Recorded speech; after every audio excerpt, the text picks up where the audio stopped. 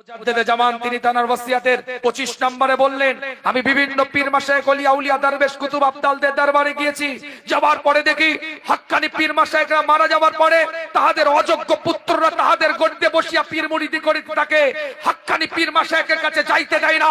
অতএব আমার ভয় হয় আমার পুত্র, আমার পৌত্র, আমার খলিফা তাদের আওলাদদের মধ্যে এরূপ না হইয়া যায়। যাদেরকে শরীয়ত মোতাবেক পাবেন তাদের কাছে যাবেন, যাদেরকে শরীয়ত মোতাবেক পাবেন না তাদের সাথে কোনো সম্পর্ক। মনে রাখবেন, আল্লাহর ওলিদেরকে মহাব্বত করব,